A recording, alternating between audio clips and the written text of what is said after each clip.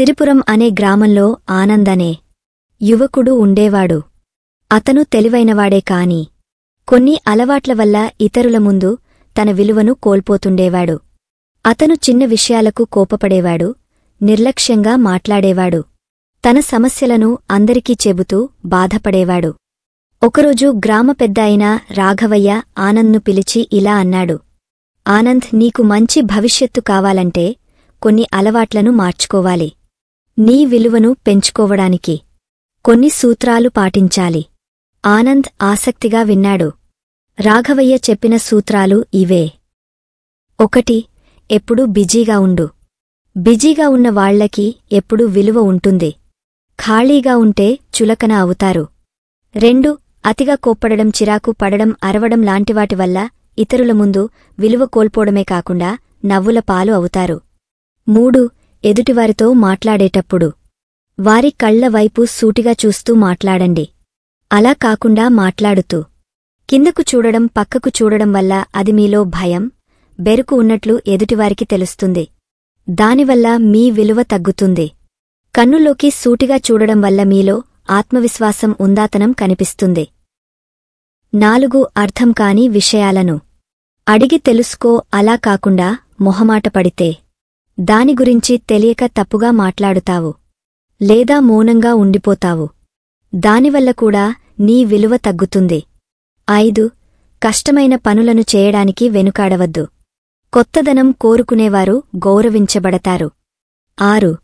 మీలో చిరునవ్వు జరగకుండా చూసుకోండి. నవ్వు మీ విలువను రెట్టింపు చేస్తుంది. మనసులో ఉన్న భావాలను చాలా వరకు మొహంలో కనిపిస్తూ ఉంటాయి.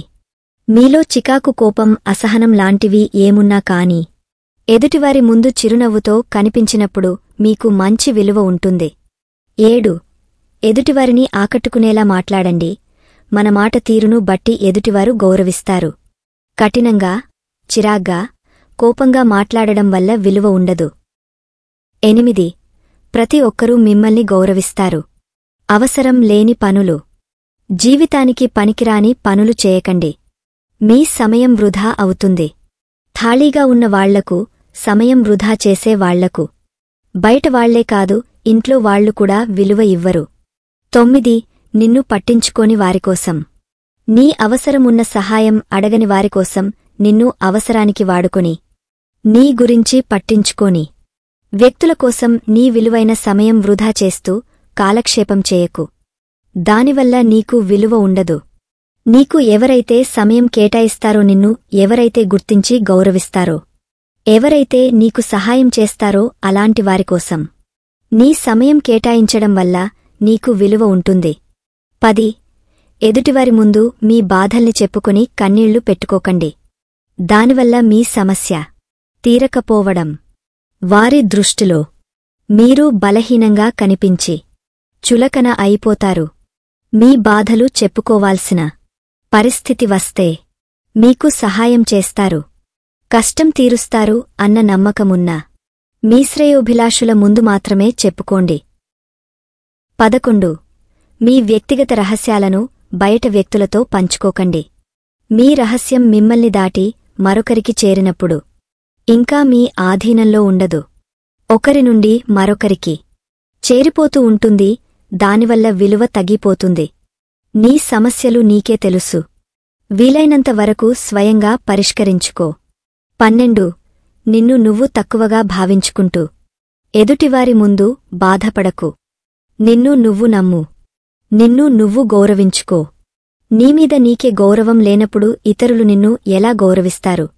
నువ్వు చేసే ఏ పనుల వల్ల నిన్ను నువ్వు తక్కువగా భావించుకుంటావో వాటిని చేయడం మానేసి అందరూ మెచ్చే పనులు చేయడం వల్ల నీకు అందరూ విలువ ఇస్తారు, గౌరవిస్తారు. 13. నువ్వు ఏమి సాధించినా ఎంతో సాధించేశాను అని సంతృప్తి చెంది అక్కడితో ఆగపోకు. ముందుకు సాగుతూనే ఉండాలి. నీ కృషికి ఫలితం దక్కి నువ్వు ఇంకా ఇంకా పెద్ద స్థాయికి చేరుకోవడం, నీ విలువ కూడా ఇంకా పెరుగుతుంది. 14. ఒక మాట ఇచ్చిన తర్వాత నిలబెట్టుకోవాలి. మాట తప్పేవారిని సమాజం గౌరవించదు. 15. నిస్వార్థంగా సహాయం చేయి. సేవ చేసేవారిని ఎవరూ మరచిపోరు. 16 కష్టపడటాన్ని అలవాటు చేసుకో. కష్టపడేవారికే విజయాన్ని అందించే గౌరవం లభిస్తుంది. 17 ఆలోచించి మాట్లాడు. అనవసరమైన మాటలు నీ విలువను తగ్గస్తాయి.